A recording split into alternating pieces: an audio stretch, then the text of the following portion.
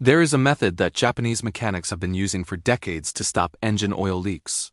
It does not involve replacing a single gasket. No special tools, no jack stands, no $800 repair bill. You pour 3 things into your engine in a specific order over about 2 weeks, and the leak stops. If you care about protecting your vehicle with real facts instead of marketing hype, hit that subscribe button right now. Today, I am walking you through the full method, step by step. I'm going to explain why it works, when it works, and when to skip it. I am going deepest on step 2 because that is the one nobody in the West talks about. Let me get into it. Before I explain what to do, you need to understand why your engine is leaking in the first place. It is not what you think. Most people see oil on their driveway and immediately assume they have a blown gasket or a cracked seal. So they either pay a mechanic $400 to $1,200 to replace it, or they dump in a bottle of stop leak. Both approaches miss the actual problem. Here is what is really happening inside your engine. Every seal in your engine, your valve cover gaskets, your cam seals, your rear main seal, they are all made of rubber.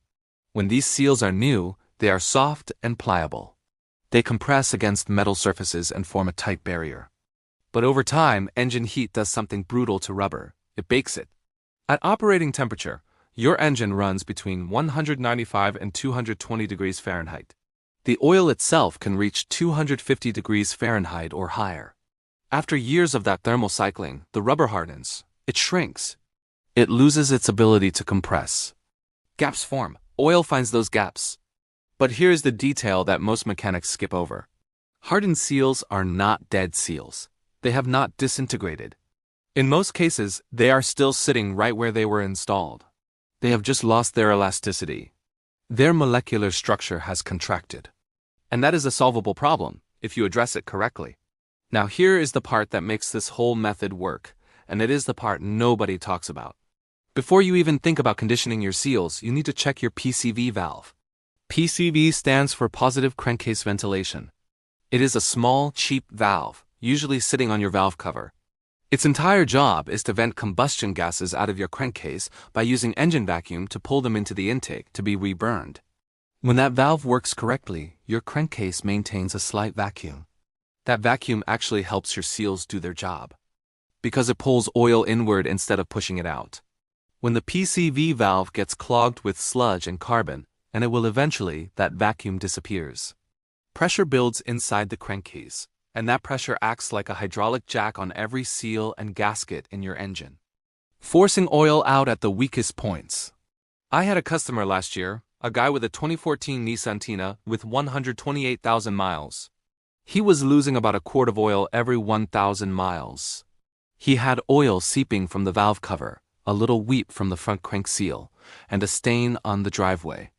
His local shop quoted him $1,100 for a valve cover gasket replacement and wanted to inspect the front seal. He came to me for a second opinion. I pulled his PCV valve. It did not rattle. A good PCV valve rattles when you shake it, because there is a spring-loaded plunger inside that moves freely. His was completely gunked up, silent, solid. That little valve costs $8 to $15 at any parts store, and you can replace it yourself in about 90 seconds on most vehicles. Pull it out of the grommet, pop the hose off, push the new one in. Done. I put a new PCV valve in his Altima, changed his oil, and told him to drive it for 2 weeks and report back. The valve cover seeps load by about 70%. The front crank seal stopped dripping entirely. That was not a coincidence. His seals were not destroyed. They were being overwhelmed by crankcase pressure from a $12 part. Japanese mechanics check the PCV system as part of their standard maintenance ritual. It is one of the 60 items on the Shaken self-inspection checklist, the Tenkan Seibi Kirakubo. Most Western shops never touch it unless there is a check engine light. That is the difference between a culture that prevents leaks and a culture that repairs them. Step 1 of the Japanese method is replacing or cleaning your PCV valve. If you have never done it and your car has more than 65,000 miles on it, it is overdue. This alone might reduce or stop your leak entirely. Now, step 2. This is where it gets interesting, and this is the part the Japanese figured out that most of the Western automotive world still does not fully appreciate. After you have restored proper crankcase ventilation, you need to clean the engine internally before you condition the seals. This is critical. Most people skip this step and go straight to dumping in a seal conditioner. That is like putting lotion on dirty skin. It does not penetrate properly. Over tens of thousands of miles, oil breaks down, varnish, carbon deposits, and sludge accumulate on internal surfaces, including around your seals. These deposits form a crusty layer between the seal lip and the rotating shaft it seals against. Even if you rejuvenate the rubber, if there is crud between the seal and the shaft, it will still leak. Japanese mechanics address this with an engine flush. Not the aggressive solvent-based flushes that American quick lube places used to push. Those could do more harm than good by dislodging chunks of sludge that clog oil passages. The Japanese approach uses a gentler detergent-based engine cleaning additive that you add to your existing oil. Drive on for a set period and then drain with the old oil. Companies like Kure, one of the biggest chemical manufacturers in Japan, and Waco's make products specifically designed for this. But you do not need to import anything. The Western equivalents work on the same chemistry. Products like Liqui-Moly, Engine Flush, BGEPR, or even a simple run of conventional mineral oil with a detergent additive accomplish the same goal. The key is gentle, sustained cleaning over a few hundred miles, not a violent chemical strip. Here's the process. Add the Engine Flush product to your current oil. Drive the car normally for 200 to 400 miles. Then drain the oil completely and replace the filter. This removes dissolved varnish, carbon, and sludge building up around your seals. You are giving your seals a clean surface to seat against. This can reduce a seep, as leaks are often debris, not the seal. That brings us to step 3, the seal conditioner. Many know of it, but few use it correctly, skipping the first 2 steps. After your PCV valve is fresh and your engine flushed and filled with clean oil, you add a seal conditioning additive.